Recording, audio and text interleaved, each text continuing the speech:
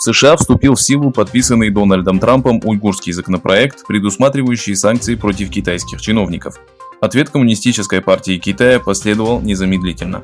Призывая Вашингтон отменить законопроект, Министерство иностранных дел Китая заявило, что в случае отказа Соединенные Штаты ожидают тяжелые последствия.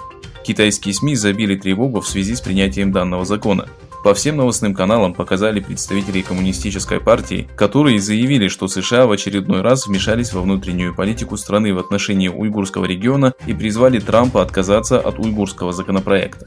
Глава культурно-информационного центра Восточного Туркестана Абдулджалил Каракаш заявил, что правительство и средства массовой информации Китая еще раз взялись за наглую и ложную пропаганду. Подчеркнув, что Восточный Туркестан не является внутренним вопросом Китая, Каракаш сделал следующее заявление. Более 5 миллионов человек содержатся в тюрьмах и концентрационных лагерях. Восточный Туркестан превратился в тюрьму под открытым небом, где люди лишены всех прав, религиозных и культурных свобод. Уйгурский регион является общей проблемой человечества, и судьба миллионов уйгуров, казахов, киргизов и других тюрков зависит от позиции мирового сообщества.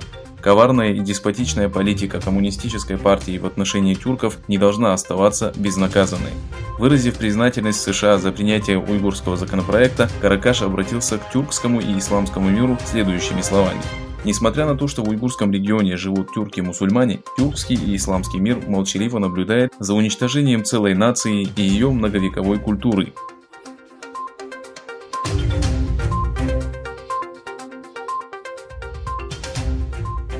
Выступая на саммите по вопросам демократии, госсекретарь США Майк Помпео предупредил европейские страны относительно политики Коммунистической партии Китая, которая угрожает демократическим принципам Запада.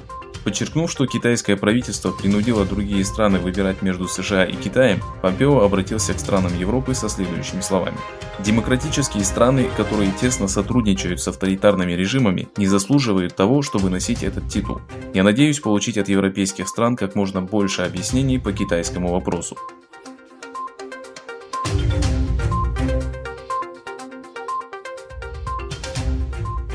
После подписания президентом США и официального вступления в силу законопроекта по защите прав уйгуров, уйгурская диаспора выразила благодарность правительству, Конгрессу и народу США.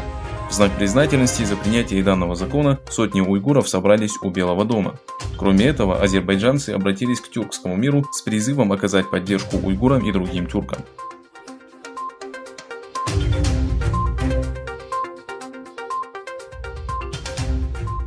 Верховный комиссар ООН Мишель Бачелет призвала Китай соблюдать международные обязательства в области прав человека, заявив, что организация следит за ходом событий относительно противоречивого закона о безопасности в Гонконге.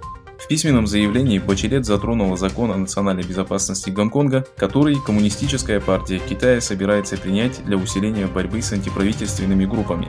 После отчета о проделанной работе Мишель Бачелет заявила, что любой закон, касающийся Гонконга, должен соответствовать принципам договора о правах человека, условия которого Китай обязан соблюдать при любых обстоятельствах.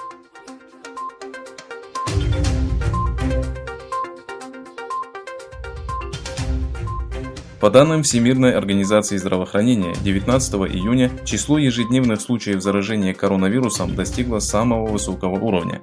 Новым типом коронавируса заразилось 150 тысяч человек. В заявлении главы организации отмечается, что мир вступает в опасную фазу, поскольку многие страны постепенно снимают ограничения. Я понимаю, что людям надоело сидеть дома, но коронавирус стремительно распространяется и все еще смертельно опасен, поэтому все должны соблюдать правила социальной дистанции, заявил генеральный директор организации Тедрос Адханом Гебрейесус во время ежедневного пресс-релиза.